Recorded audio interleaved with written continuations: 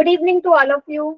Good evening बच्चों। Chapter number 1 चल रहा है हमारा रियल नंबर्स का, और पिछली क्लास में हमने कर लिया था, क्या करा था, हमने करा था कि how to prove if a given number is irrational, है ना। ये तो कर रहे थे कि कोई नंबर इरेशनल है हम कैसे प्रूव करते हैं, है ना। ये हमने किया था। उसके बाद हमने ये भी देखा था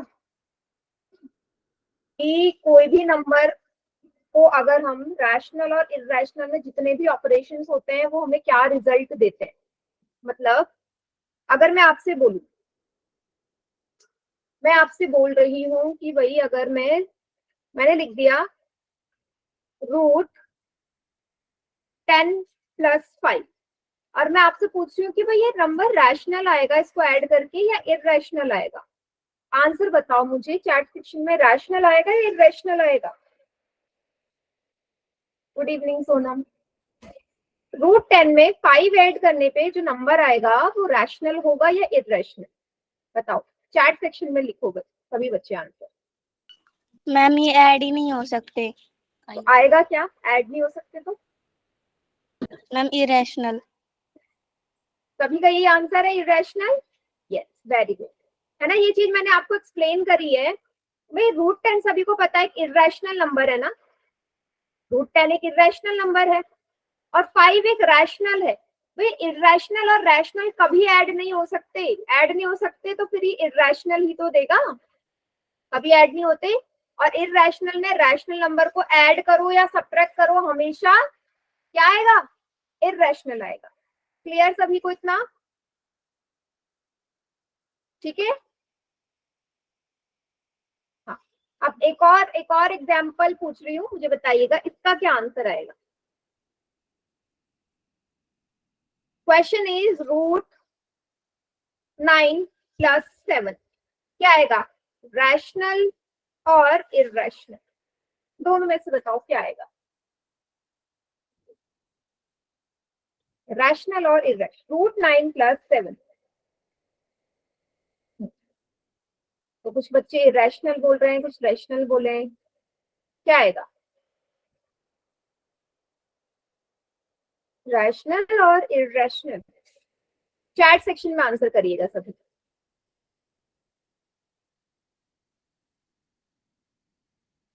यस, देखो जिसने भी रैशनल लिखा है ना एकदम सही लिखा है। क्यों बेटा, ये जो √9 है, √9 का मतलब क्या होता है, किसका स्क्वायर रूट होता है 9। भाई अगर कोई नंबर स्क्वायर रूट में है और आप उसका परफेक्ट स्क्वायर रूट निकाल सकते हो तो निकालो ना। 3 में 7 जोड़ोगे 10 आएगा, 10 मतलब 10/1, 10/1, ये P/Q का फॉर्म है, ये तो रैशनल हो गया। क्लियर है। तो आपको आंख बंद करके ये नहीं करना कि रूट में है उसके साथ दूसरा नंबर है तो इरेशनल होगा। आपको ये भी देखना है कि अगर वो नंबर स्क्वायर रूट से बाहर आ सकता है तो रैशनल हो जाएगा फिर, ठीक है। क्या सभी को इतना क्लियर है। क्वेश्चन देने वाली हूँ अब मैं पोल में, पहले बताओ इतना clear. Yes ma'am. Yes ma'am. चलिए फिर एक क्वेश्चन है इसी तरीके का, उसका आंसर करना सभी बच्चे पोल में। तो क्वेश्चन है ये, √8 + 7, ठीक है। √8 + 7 क्या आएगा, rational, irrational, both a and b, या नन ऑफ द अबव।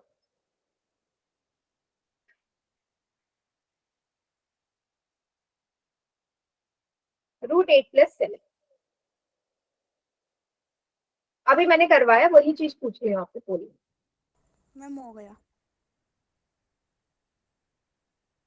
सभी को पोल रिस्पॉन्स नजर आ रहा है। Yes ma'am. ठीक है, तो सबको नजर आ रहा होगा 7 में से 6 स्टूडेंट्स का एकदम करेक्ट है।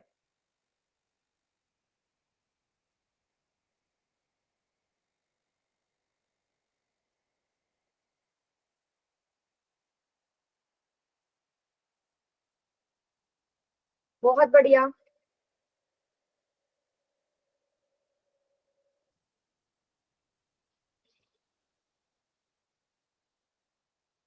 वेरी गुड, काफी बच्चे एकदम सही कर रहे हैं। 12 में से 10 बच्चों का सही है अभी तक।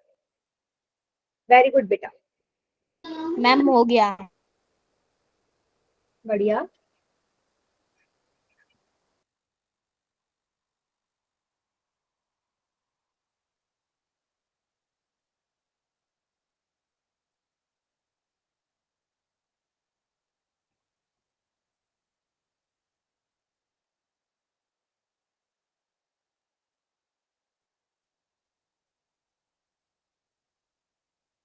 बहुत बढ़िया।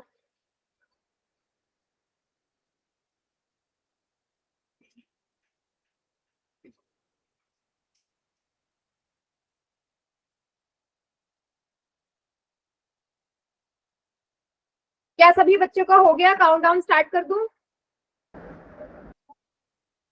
डन सभी का? Yes ma'am. 5 4 3 2 1। बाकी बच्चे बताइए क्या होगा इसका answer? Ma'am b. Ma'am b. B. Option b. Yes. Irrational. अभी बी। मैंने आपको समझाया कि भाई √8 किसी नंबर का परफेक्ट स्क्वायर रूट नहीं है। √8 मतलब क्या होता है बेटा? 2√2। √8 मतलब 2√2 ही तो होता है ना। या आप ऐसे बोल सकते हो भाई √8 किसी भी नंबर का परफेक्ट स्क्वायर नहीं होता। तो जब इसको ऐड करोगे ये इरेशनल है, ये रैशनल है, तो आंसर तो इरेशनल ही मिलेगा। तो ऑप्शन बी इसका करेक्ट आंसर है। हाँ, ठीक है।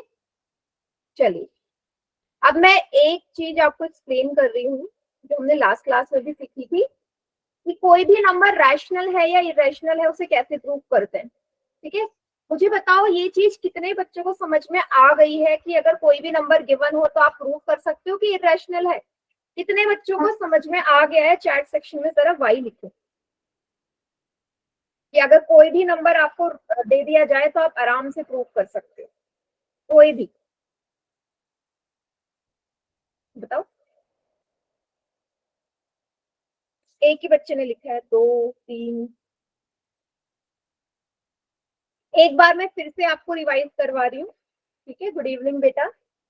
चलो बेटा, हम प्रूव करते हैं √3 + √5 एक इरेशनल नंबर है। ये हमने क्या करना है? प्रूव करना है। ठीक है, तो आप लोगों को पता है जब भी ऐसे सवाल दिए जाए हम जो चीज प्रूव करने हैं उसका उल्टा लेके चलते हैं ना। इरेशनल प्रूव करना है तो क्या लिखोगे? Let us assume that √3 + √5 is rational. सबसे फर्स्ट स्टेटमेंट यही होगी ना, जो चीज प्रूव करना है उसका अपोजिट हम लेट करके चलते हैं। पहला स्टेप हो गया। अगले स्टेप में क्या करते थे? इस √3 जो भी नंबर को इरेशनल प्रूव करना है उसको a/b के फॉर्म में लिख देते, is equal to a/b, where a and b are coprime. Coprime भी होने चाहिए और साथ में क्या होने चाहिए? देखो इंटीजर तो होते ही है, a और b तो इंटीजर तो होते ही है, और साथ में को-प्राइम भी। को-प्राइम मतलब इन दोनों में कुछ भी कॉमन ना हो। किसमें? a और b में कुछ भी कॉमन ना हो एक्सेप्ट 1, वो को-प्राइम होते हैं। दूसरा स्टेप हो गया। तीसरे स्टेप में क्या करोगे बेटा? स्क्वायरिंग। क्या कर दो? स्क्वायरिंग। स्क्वायरिंग करने से पहले कोई भी एक नंबर को इस तरफ ले जा लो, या तो √5 को इधर ले जा लो या √3 को इधर ले जा लो। आपको पता चल जाएगा ऐसा मैं क्यों बोलती हूँ। तो क्या करते हैं, मैं ले जा रही हूँ √3 को दूसरी तरफ। ठीक है, या √5 को दूसरी तरफ ले जा सकते हो, किसी को भी ले जा सकते हो। तो चलो √5 को ले जाते हैं। तो बेटा a/b की तरफ जब ये √5 जाएगा, यहाँ प्लस का इधर आके माइनस का हो जाएगा। इतना सभी को समझ में आ गया? √5 को उधर भेजा तो माइनस का हो गया। क्लियर इतना? Yes ma'am. यस। अब क्या कर दो? स्क्वायरिंग कर दो both side. Squaring both side, दोनों तरफ, लेफ्ट हैंड साइड भी और राइट हैंड साइड भी क्या कर दो? स्क्वायरिंग कर दो। ठीक है, स्क्वायरिंग करोगे क्या आएगा? √3 का whole square is equal to a/b minus √5 का होल स्क्वायर। ऐसे लिखोगे। स्क्वायरिंग कर दी। अब क्या आएगा? सॉल्व करके देखो। √3 का स्क्वायर मतलब 3 आएगा ना भाई। √3 का स्क्वायर का मतलब है √3 इंटू √3, और आपको पता है जब दोनों नंबर रूट में हो, दोनों ही नंबर रूट में हो और दोनों सेम हो तो वही नंबर मिलता है, but without root. Root cancel हो जाता है। तो ये 3 आ गया। अब बेटा यहाँ पे ध्यान देना, इस वाली जगह आपका एक फॉर्मूला लग रहा है a माइनस बी का whole square, a minus b का होल स्क्वायर, ये हमने कर रखा है, सभी को याद आया? a माइनस बी का होल स्क्वायर की फॉर्म में ही है ना, इधर देखो मैं सॉल्व कर रही हूँ, a upon b minus root 5 का होल स्क्वायर, ये हो गया a माइनस बी का होल स्क्वायर का फॉर्म, जहां a की जगह है a अपॉन बी, b की जगह है रूट 5। ये किसके बराबर होता है? a square plus b square minus 2ab के। आपको याद आया नहीं? अभी हमने पहले कुछ टाइम पहले ही इस पे बेस्ड कुछ क्वेश्चंस करे थे। Yes ma'am. याद आया सभी को? ठीक है, बस यही वैल्यू पुट कर दो। a स्क्वायर की जगह क्या लिखोगे? a अपॉन बी का whole square, a upon b का होल स्क्वायर। b की जगह क्या करोगे? b क्या है यहाँ पे? रूट 5 का होल स्क्वायर माइनस 2 इंटू ए है a अपॉन बी, और b क्या है? रूट 5। मैंने जो वैल्यू पुट करी, क्या सभी को समझ में आ गया? एक बार सभी बच्चे देख लो, अगर किसी को कोई डाउट है यहाँ तक तो पूछिए, माइक ऑन करके पूछ लो, कहीं पे भी नहीं समझ में आ रहा तो जहां स्टेप करा रही हूँ वहां तक पूछो, बाद में फिर लास्ट में मत पूछना, जिस स्टेप में नहीं आ रहा वहीं पूछिए। सबको क्लियर है? चलो फिर बढ़ते हैं आगे। बेटा a अपॉन बी का होल स्क्वायर का मतलब है a square upon B square, फिर से रूट 5 का स्क्वायर क्या आएगा? 5 माइनस, इसको करोगे 2 को रूट 5 से multiply, 2 root 5 a upon B. यहां तक सभी को समझ में आ गया? Yes ma'am. देख लीजिए एक बार सभी,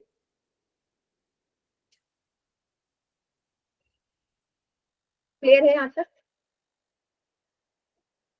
मैम रिपीट कर दो एक बार। हाँ, लक्ष्मी के नाम से जो बच्चे, बेटा कुछ बोल रहे हो? नहीं समझ मैम में आया रिपीट तो कर पूछो। दो। क्या कर दूं? रिपीट। दोबारा रिपीट कर दूं? कौन से स्टेप से बेटा? मैम ये ए बी का होल स्क्वायर है। जहां से फॉर्मूला लगाया मैंने वहां से? Yes ma'am. देखो, इसको मैं दोबारा समझाती हूँ, ये फॉर्मूला आपको पता है। अगर आप इस वाले को ध्यान से देखोगे, यहाँ पे a की जगह a अपॉन बी नजर आ रहा है, b की जगह रूट 5 है, तो क्या है? a का स्क्वायर, a का स्क्वायर मतलब a अपॉन बी का होल स्क्वायर, क्योंकि a की जगह वो है। b का स्क्वायर मतलब रूट 5 का whole square minus 2 into a मतलब a अपॉन बी। आपकी आवाज नहीं आ रही। बेटा क्लास लीव करके दोबारा ज्वाइन करो। बाकियों को मेरी आवाज आ रही है? Yes yes ma'am. Ma'am. Madam जी आपकी आवाज नहीं आ रही है हमारे पास। आप क्लास लीव करके दोबारा ज्वाइन कर लो बेटा, आवाज नहीं आ रही तो, ठीक है? दोबारा ज्वाइन करो, ठीक है? अब क्या करो, a अपॉन बी का होल स्क्वायर है ना, तो a का स्क्वायर अलग से और b का स्क्वायर अलग से। रूट 5 का स्क्वायर 5 होगा, माइनस 2 को रूट 5 से मल्टीप्लाई करो, 2 रूट 5 a अपॉन बी। अभी समझ में आ गया? Yes ma'am. ठीक है, चलिए अब ये वैल्यू हम क्या कर देते हैं, यहाँ पे पुट कर दे रहे हैं, तो मैं ना इसको यहाँ डायरेक्ट पुट करती हूँ, ये वाली value a square upon B square plus 5 minus 2 root 5 a upon B. ठीक है, इस वाले पार्ट को मैं रफ कर रही हूँ, ठीक है? अब क्या करना है आपने अगले स्टेप में, देखिएगा अगले स्टेप में बेटा आपने इस वाले टर्म को ना क्या करना है, इस सबको इधर लेके आ जाना है, या इस वाले को इधर लेके आ जाओ और इस 3 को इस तरफ लेके आ जाओ। कहने का क्या मतलब है, जो रूट वाले हैं वो एक साथ लिख लो और जो विदाउट रूट वाले हैं वो एक साथ लिख लो, ठीक है? तो आप क्या करोगे, इस वाले को जब आप इस तरफ लेके आओगे, माइनस का 2 रूट 5 a अपॉन बी है तो इधर आएगा तो प्लस का हो जाएगा 2 रूट 5 a अपॉन बी। इस वाले को इधर ले जा रहे हो, क्या आ जाएगा? 3 minus a square upon B square plus का 5। इतना सभी को समझ में आया? एक बार दोबारा से देखो मैंने क्या किया।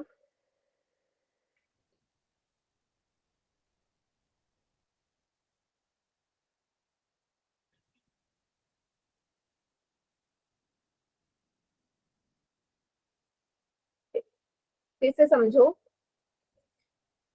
फिर से समझिए। हाँ बेटा, इस वाले को मैं इधर लेके आ गई राइट हैंड साइड पे, इस वाले को, तो ये प्लस का बन गया। अब 3 को इस तरफ लेके आ रही हूँ, तो a square upon B square plus 5 minus का 3 जब इस तरफ आएगा तो माइनस का 3 होगा या नहीं। ये क्वेश्चन थोड़ा सा अलग है क्योंकि इसमें दोनों ही नंबर रूट में गिवन है, तो थोड़ा सा टाइम तो लगेगा आपको समझने में। मुझे बताइए इतना समझ में आया? 3 को इधर लेके आ जाओ लेफ्ट साइड, राइट साइड, और 2√5 ए अपॉन बी को कहाँ ले जाओ? लेफ्ट साइड में। इतना समझ में आया या नहीं? Yes ma'am. ठीक है, ये हो गया 2√5 a upon b is equal to a square upon B square. 5 में से 3 जाएंगे, 2 आएगा, प्लस का 2। ठीक है, अब क्या करना है आगे? 2√5 a upon b is equal to, क्या कर लीजिए आप यहाँ पे इसका एलसीएम ले लीजिए। यहाँ पे क्या कर लीजिए? एलसीएम ले लीजिए। ठीक है, इस वाले में तो एलसीएम क्या आएगा? बी स्क्वायर ही आएगा, ऊपर आएगा ए स्क्वायर प्लस बी स्क्वायर में बी स्क्वायर बाहर जाएगा 2b स्क्वायर। इतना क्लियर हुआ? मैंने क्या कर दिया, इस तरफ एलसीएम ले लिया, तो एलसीएम तो बेटा बी स्क्वायर ही आएगा ना इन दोनों का। 1 और बी स्क्वायर का एलसीएम बी स्क्वायर ही आएगा, ए स्क्वायर प्लस 2b स्क्वायर आ गया। इतना ठीक है? देख लो, इतना क्लियर सभी को?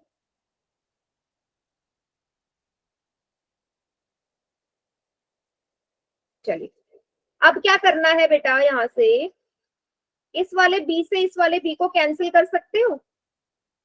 देखिएगा, यहाँ पे एक बी है, यहाँ पे 2 बी है, तो इसको ऐसे लिख लो, इसको ऐसे लिख लो, 2√5 a upon b is equal to a square plus 2b square. B square का मतलब b इंटू बी होता है, बी स्क्वायर मतलब b इंटू बी। नीचे से नीचे कट जाता है जब दोनों सेम हो, नीचे नीचे भी कट जाता है, ऊपर ऊपर भी, तो b से b कैंसिल। क्या आया? 2√5 a is equal to a square plus 2b square upon B. यहां तक सभी बच्चे देखो, क्या क्लियर है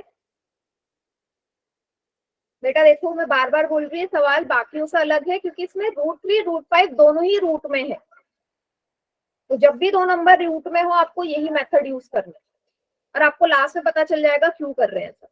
अब क्या करो, ये 2 और ये जो a नजर आ रहा है ना √5 की साइड में, ये 2 और ये a, इसको इस तरफ लिया, तो √5 किसके बराबर आ गया? A square plus 2b square upon 2ab। इतना क्लियर? इतना क्लियर? मैम एक बार ये वाला स्टेप दोबारा बताना। देखो, 2 और a आपको नजर आ रहे हैं ना, उसको मैं क्या कर रही हूँ, इधर लेके आ रही हूँ, तो यहाँ बेटा ये √5 के साथ मल्टीप्लाई में है ना दोनों, और कुछ नहीं, इधर आके डिवाइड में हो जाएगा।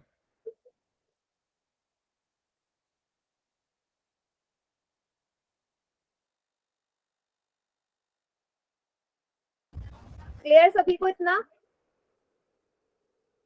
चलिए, अब मुझे एक चीज बताओ, इस वाली को देख के आपको क्या पता चल रहा है? लास्ट में उतारना, इस चीज को देख के आपको क्या पता चल रहा है बेटा? ए और बी आपके इंटीजर्स है ना, ये आपको ऑलरेडी पता है कि ए और बी इंटीजर्स है, तो ये जो पूरा का पूरा है इंटीजर्स है, और ए अपॉन बी हमारा रैशनल नंबर था। रैशनल नंबर था ना यहाँ से, तो मीन्स ये भी रैशनल है भाई, ये भी तो रैशनल होगा, होगा या नहीं? ए अपॉन बी की फॉर्म में कुछ भी हो हमेशा रैशनल होता है। इसका मतलब ये है, मान लो यहाँ पे ऐसा कुछ होता, इसको ऐसे देखना, 2 का स्क्वायर प्लस 2 इंटू 3 का स्क्वायर, मान लीजिए कुछ ऐसी वैल्यू है, 2 इंटू 2 इंटू 3, क्या आएगा सॉल्व करके? 4, 3 3 9, 2 18 अपॉन 4 3 12, 18 19 20 21 22। अगर मैं 22 अपॉन 12 को देखूं तो क्या ये एक रैशनल नंबर होगा? मैंने क्या किया है, मैंने ए और बी की जगह अपनी मर्जी से कुछ वैल्यू रखी है आपको ये समझाने के लिए कि रैशनल क्यों होगा। मान लो भाई ए और बी हमारे इंटीजर हैं, तो मैंने ए और बी की जगह कोई भी 2 वैल्यू पुट कर दी जो इंटीजर्स थी, और जब मैं इसको सॉल्व करूंगी मुझे आया 22 अपॉन 12, 22 अपॉन 12 आया, तो बेटा क्या 22 अपॉन 12 एक रैशनल नंबर है? आप मुझे बताओ। 22 अपॉन 12 एक रैशनल नंबर है? गुड इवनिंग, है ना? मैंने कुछ भी वैल्यू पुट कर दी अभी, ए और बी की जगह कोई भी इंटीजर, ठीक है, ताकि आपको समझ में आ जाए। तो बेटा ये अगर रैशनल नंबर है तो √5 भी रैशनल होगा भाई। अगर ये रैशनल आया तो इसके सामने जो right hand side left hand side पे ये भी रैशनल होगा ना, क्योंकि दोनों एक दूसरे के आमने सामने दोनों ही रैशनल हो गए रैशनल। बट हमें ऑलरेडी पता है ये तो गलत है, हम तो ऑलरेडी जानते हैं ना, we know that √5 is irrational. भाई हमको तो ये पहले से पता है √5 इररेशनल है, हमने पिछली क्लास में प्रूव किया था, हमको तो पता है ना कि √5 इररेशनल है। कोई बात नहीं बेटा, अगर √5 इररेशनल है तो ये भी इररेशनल हो गया, अगर √5 इररेशनल है ये भी इररेशनल हो गया, मतलब हम जो मान के चले थे, हम क्या मान के चले थे, हमारा जो कॉन्ट्राडिक्शन है, so our contradiction is wrong, contradiction is wrong, therefore √3 plus √5 is irrational, है ना। यही स्टेप तो हम बार बार करते हुए आ रहे थे, हम यही स्टेप तो बार बार करते हुए आ रहे थे कि हम क्या कर रहे थे, जो मान के चले थे अगर लास्ट में उसका ऑपोजिट आ गया तो हमने ये मान लिया कि हमारा कॉन्ट्राडिक्शन है वो रॉन्ग है। क्या ये चीज सभी को समझ में आई? भाई देखो अभी हमने प्रूव कर लिया कि a² + 2b² upon 2ab rational आया। अगर ये रैशनल है तो √5 भी रैशनल हो गया, बट √5 तो रैशनल हो ही नहीं सकता। क्यों नहीं हो सकता? आप ऑलरेडी पहले प्रूव कर चुके हैं वो इररेशनल है। अगर √5 इररेशनल है तो इसके सामने वाला भी इररेशनल हो गया, के सामने वाला भी इररेशनल। कहने का मतलब ओवरऑल सारी चीज इररेशनल हो गई। अगर लेफ्ट हैंड साइड और राइट हैंड साइड दोनों ही इररेशनल है तो पूरा इररेशनल हो गया, तो मतलब हमारा कॉन्ट्राडिक्शन रॉन्ग था, तो इसलिए इररेशनल हो गया। सभी को क्लियर? बताओ जल्दी से।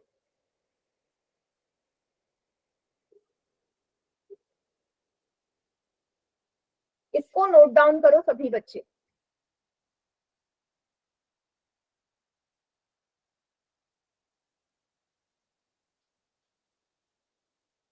तो नोट डाउन करिए।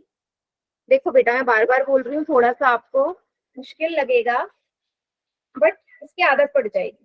देखो जब भी कुछ भी ऐसा सवाल आए ना, मान लो एक सवाल आ गया, प्रूव करो √7 + √2 इररेशनल है, तो इसको भी सेम ऐसे ही करना है।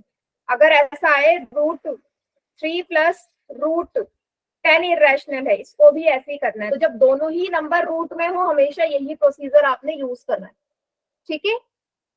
ये वाला औरों से अलग है क्योंकि बाकी क्वेश्चन में एक नंबर रूट में रहता था दूसरा नहीं रहता था, तो वहां इजी पड़ जाता था। बट यहाँ पे दोनों ही रूट में है तो यहाँ पे थोड़ा सा अलग हो गया पहले के कंपैरिजन में। हुआ है ना? Yes ma'am. हाँ, बट ये ऐसे ही होगा। चाहे तो आप यहाँ √5 की जगह √3 को भी उस तरफ ले जा सकते थे ना, जैसे मैं यहाँ पे √5 को ले गई, आप √3 को भी ले जा सकते थे, कैसे भी ले जा सकते।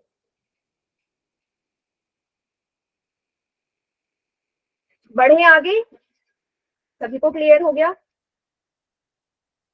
स्क्रीनशॉट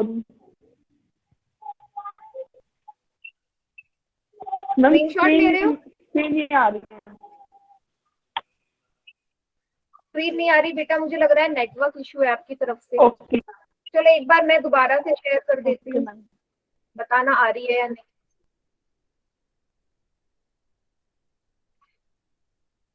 बताइएगा आ रही है या नहीं।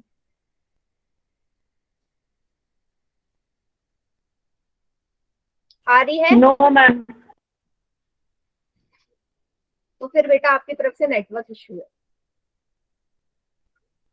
बेटा मैं एक चीज लिख रही हूँ, मैंने यहाँ पे लिख दिया a = 7c² और दूसरी जगह लिखा है b = 7m²। तो आप यहाँ पे क्या मुझे बोलोगे? इन दोनों को देख के आपको क्या पता चल रहा है? इन दोनों को देख के आपको क्या पता चल रहा है? a एंड b का जो कॉमन फैक्टर है वो क्या होगा? 7. 7 की जगह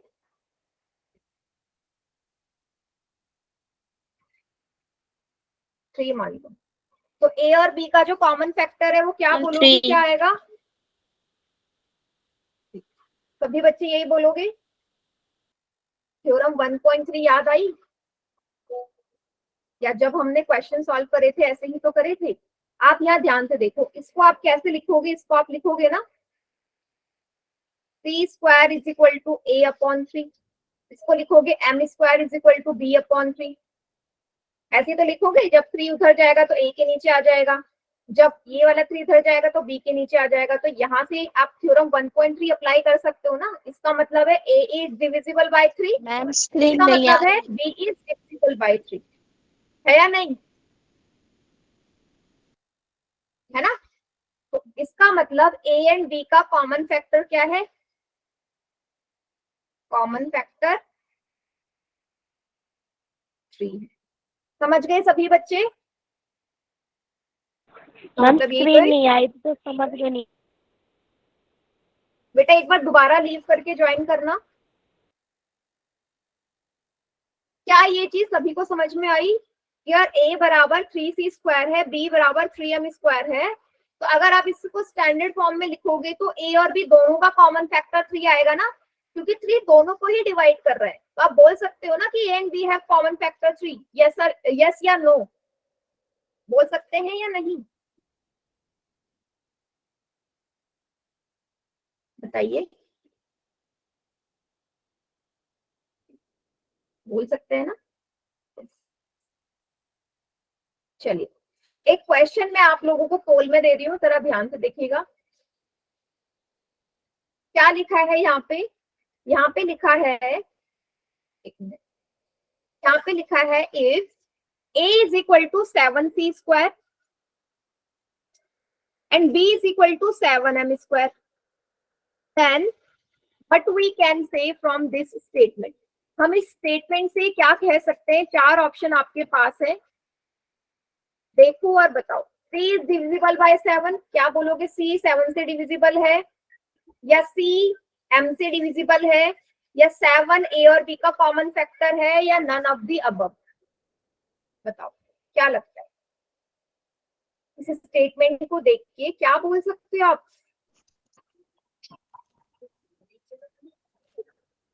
वेरी गुड, सबका ठीक है अभी तक। बेटा स्क्रीन आ गई अब आपको? Yes ma'am. रिंकू के नाम से। बेटा निर्वाणा, आज आपकी तरफ से बहुत नेटवर्क इशू है मुझे लग रहा है।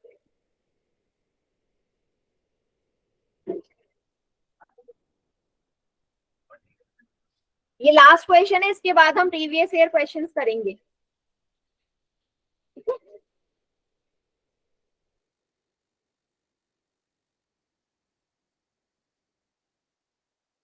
तो 10 बच्चों का आंसर आया, सभी बच्चों का आंसर एकदम करेक्ट है।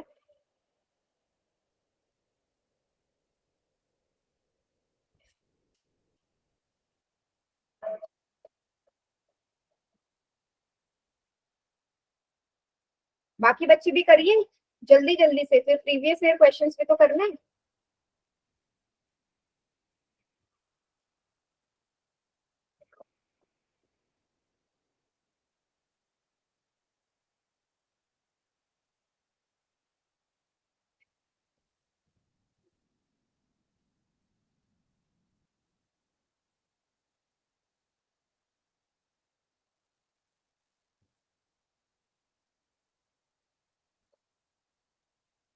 बहुत बढ़िया, 12 बच्चों का आंसर आ गया, जिसमें 11 का ठीक है।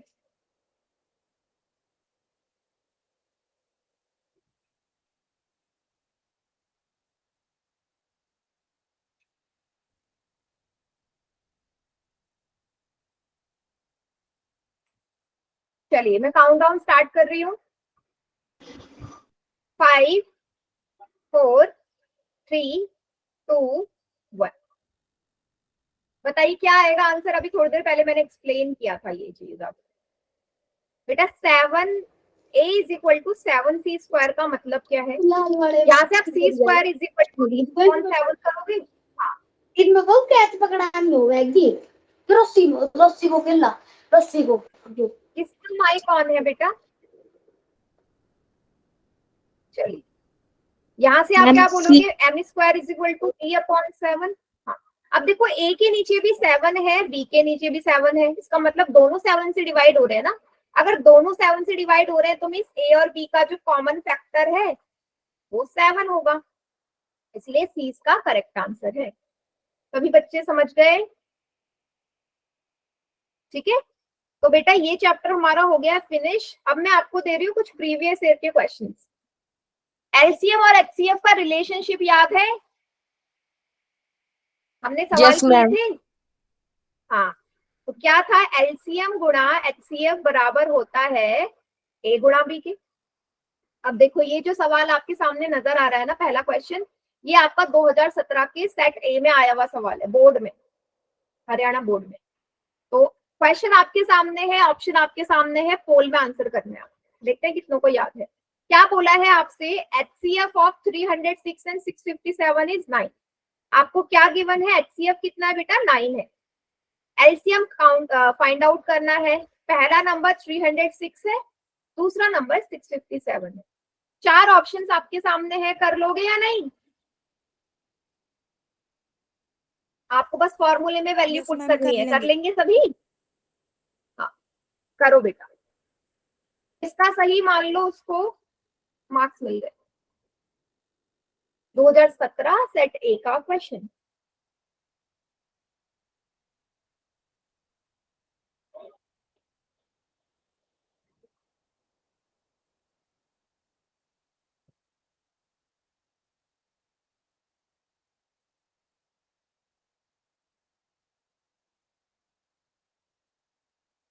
ऊपर जो रिलेशनशिप लिखा है मैंने आपको हिंट दे दिया।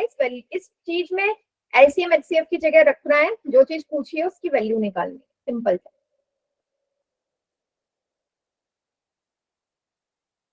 कोई जल्दी नहीं, आराम से सॉल्व करो।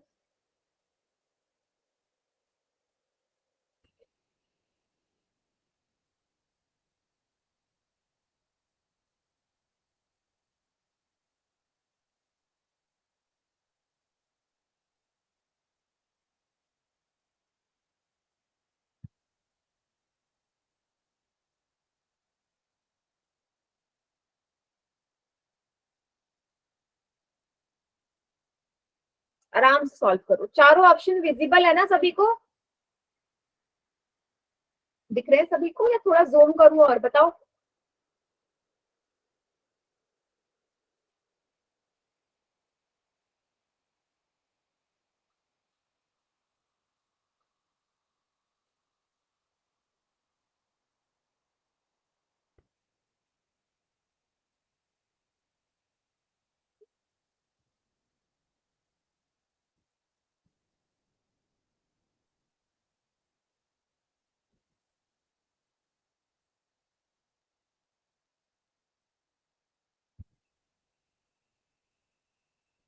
एलसीएम निकालना है, एचसीएफ दिया है, पहला नंबर भी दिया है, दूसरा भी दिया है।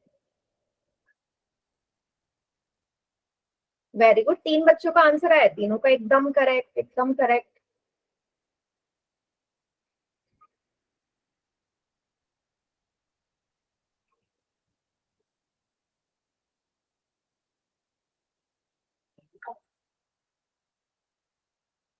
एक नंबर का क्वेश्चन है ये।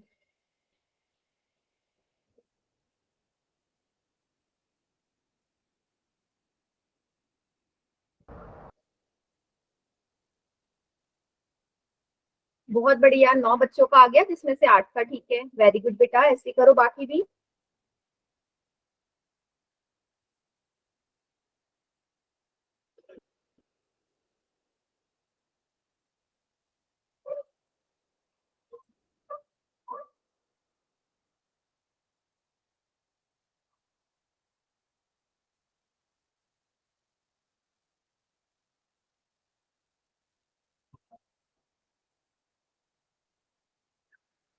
दस में से 8 का ठीक है, वेरी गुड।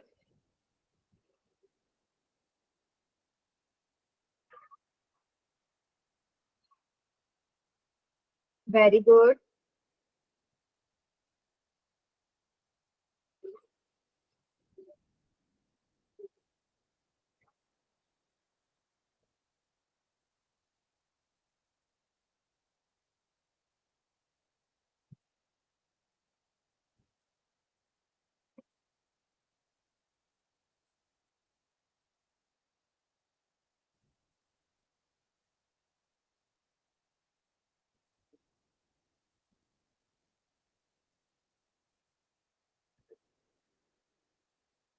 12 बच्चों का आंसर आ गया है, जिसमें से 9 का ठीक है।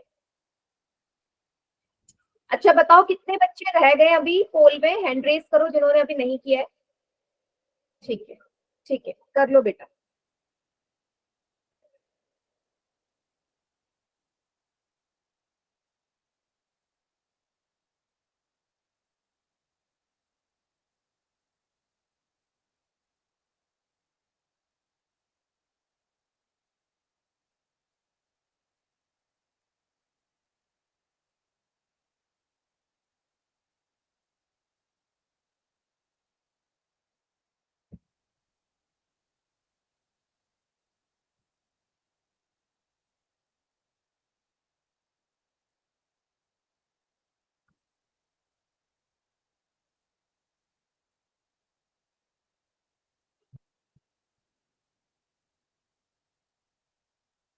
तेरह बच्चों का आ गया, अभी भी 2-3 बच्चे रहते हैं। बेटा जल्दी से करो, कैलकुलेशन थोड़ी फास्ट कीजिए ना। देखो ये 1 नंबर का सवाल है, अब 1 नंबर में 5 मिनट थोड़ा लगाओगे।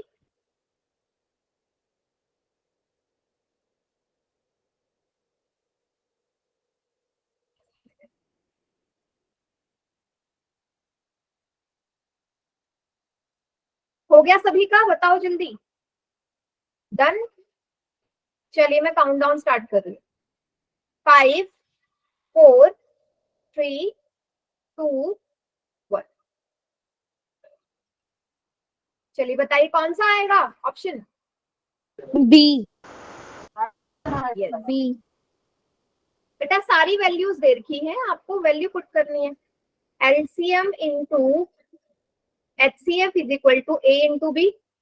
एलसीएम आपको फाइंड आउट करना है, एचसीएफ की जगह 9 लिखो जो वैल्यू गिवन है, ए की जगह 306, बी की जगह 657। एलसीएम कितना आएगा, ये 9 उस तरफ जाके डिवाइड हो जाएगा, 306 इंटू 657 अपॉन 9, है ना। मल्टीप्लाई मत कर देना पहले 306 और इसकी, गलत, बहुत लंबी कैलकुलेशन हो जाएगी। 9 से कर दो। 9 9 जा 81, 9 8 जा 72, 9 7 जा 63, फिर 2 आया, 9 3 जा 27। एलसीएम कितना आ जाएगा, 306 को 73 से मल्टीप्लाई करना है, जब मल्टीप्लाई करोगे क्या आएगा, 22338। ऑप्शन बी इसका करेक्ट आंसर है। क्या सभी को क्लियर हो गया। ऑप्शन बी डायरेक्ट 9 से कैंसिल हो जाएगा। क्लियर सभी को। ओके, जिसका नहीं हुआ देख लो, नोट डाउन करो, फिर मैं अगला क्वेश्चन दे रही हूँ आपको, एक और पोल में। बेटा स्क्रीन नजर आ रही है निर्वाणा अब आपको।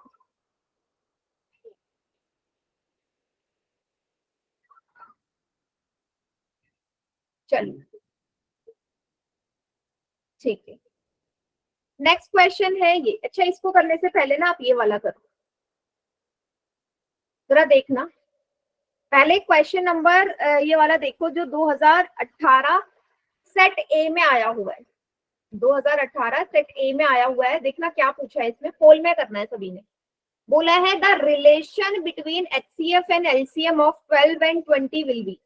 एक दो नंबर है 12 एंड 20, उनका एचसीएफ जो आएगा कुछ भी आए और उनका एलसीएम कुछ आया, तो इन दोनों के एलसीएम और एचसीएफ में क्या रिलेशनशिप होगा, क्या रिलेशनशिप होगा।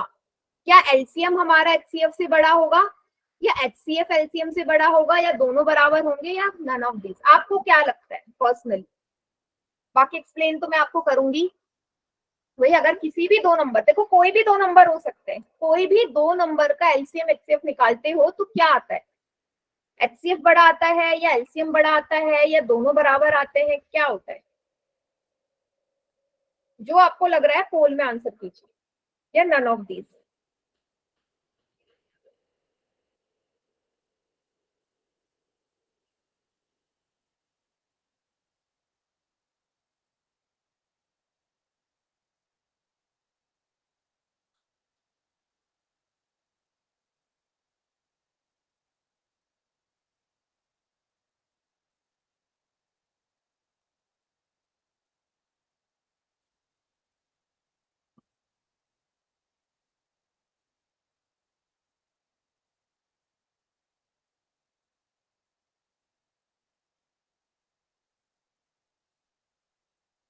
जो लग रहा है वो लगाओ, या आप इन दोनों को एलसीएम एचसीएफ निकालो, ये तरीका भी है, क्या आता है उससे भी पता चल जाएगा।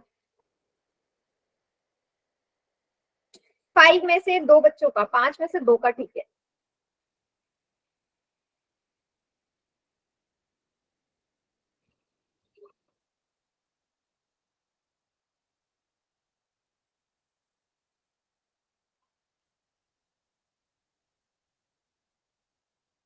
कीजिए।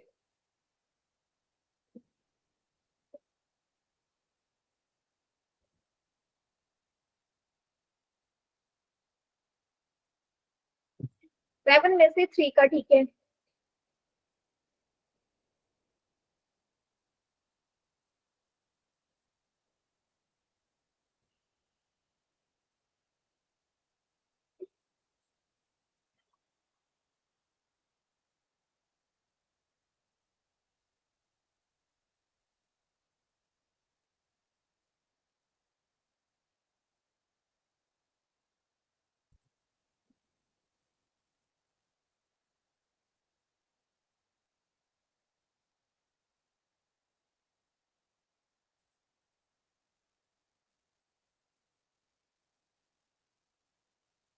बहुत बढ़िया।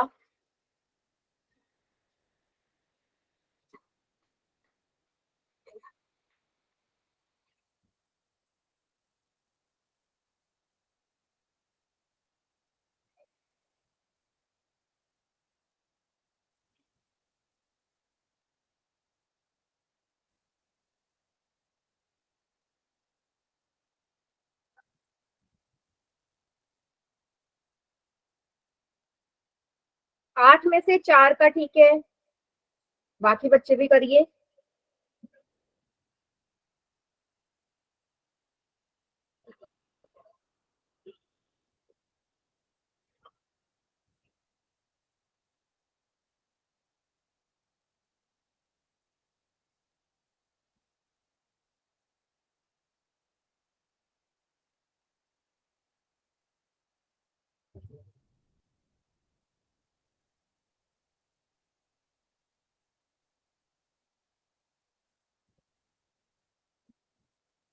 बहुत बढ़िया।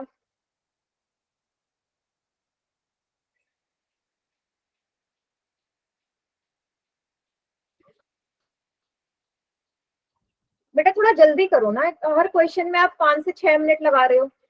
ऐसे तो एग्जाम में पूरा पेपर ही नहीं कर पाओगे जिस हिसाब से टाइम लग रहा है आपको।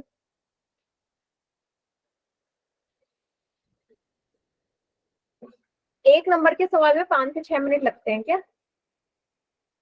6 घंटे नहीं मिल रहे आपको पेपर सॉल्व करने के लिए।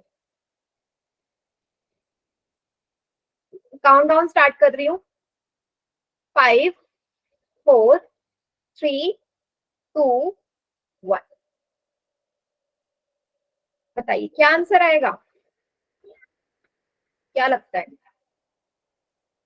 कुछ नहीं पता ना, चलो देखो। अब देखना, हमेशा मैं आपको प्रूफ के साथ दिखा रही हूँ।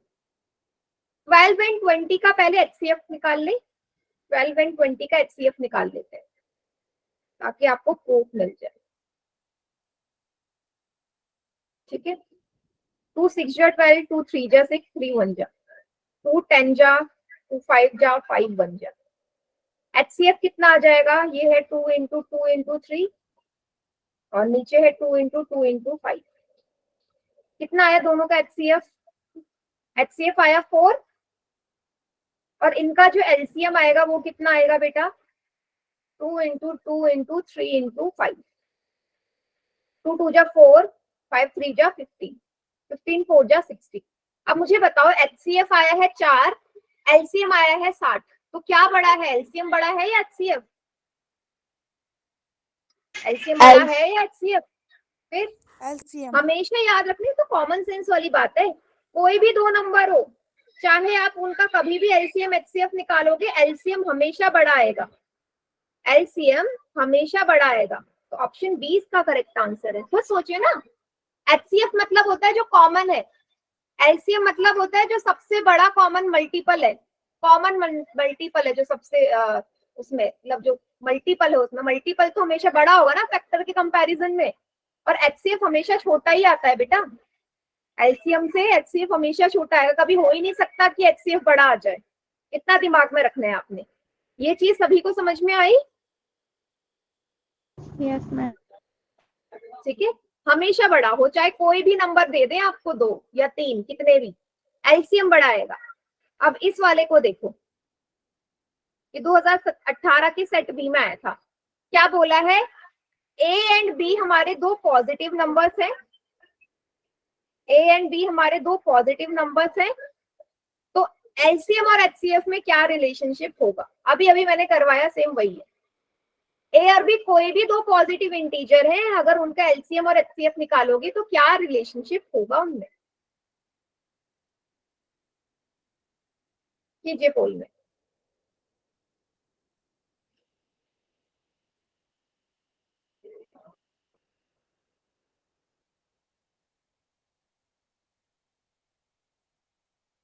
सेवन में से 5 का ठीक, अभी भी गलत कर रहे हो। कोई भी दो नंबर है, उनके एलसीएम और एचसीएफ में क्या रिलेशनशिप आएगी?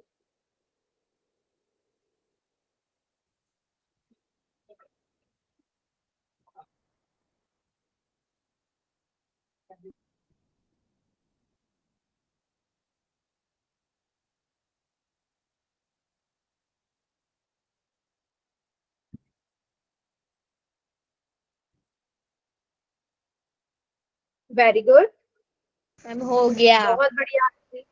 हाँ, 9 में से 7 का ठीक है बेटा। अब तो जल्दी कर दो, अब कुछ सॉल्व नहीं करना है इसमें, ऑप्शन पिक करना है बस। जल्दी से ऑप्शन देखो कौन सा सही लग रहा है, उस पर टिक कर।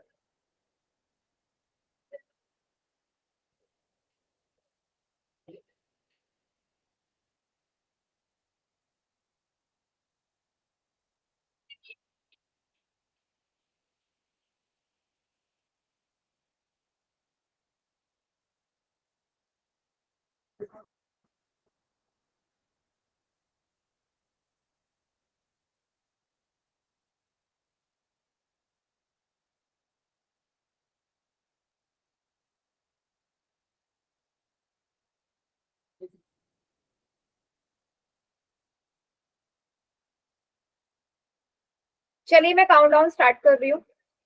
5 4 3 2 1। बताओ क्या आएगा? ए। यस। अभी मैंने आपको बोला ना, हमेशा एलसीएम बड़ा आता है। देखो किसी बच्चे को अगर ये कंफ्यूजन है, ये साइन कैसा होता है, जिसकी तरफ माउथ ओपन होता है, जिसकी तरफ मुंह खुला हुआ है ना, वो बड़ा है। जिसकी तरफ मुंह खुला होता है वो नंबर बड़ा होता है, वो चीज बड़ी है। तो यहाँ देखो ऑप्शन ए में एलसीएम की तरफ मुंह खुला है ना, और आपको पता है एलसीएम हमेशा बड़ा होता है एचसीएफ से, इसलिए ए इसका करेक्ट आंसर है। ओके, सभी को क्लियर? यस। ठीक है, ओके बेटा। तो आज की क्लास यहीं तक रखते हैं। देखो ऐसे ही सवाल आपके एक एक नंबर में आए हुए हैं, रिलेशन में से, फिर इस वाले उसमें से, दोनों में से एक एक नंबर के हर बार आए हुए हैं। तो आपको ये चीज याद रखने की कैसे सवाल आते हैं। ठीक है बेटा, होमवर्क आज की क्लास का नहीं आएगा आपके पास, ठीक है? तो होमवर्क के लिए मत बोलना, होमवर्क का लिंक लास्ट क्लास में हमने फिनिश कर दिया है, और नेक्स्ट क्लास से नया चैप्टर हमारा स्टार्ट होगा।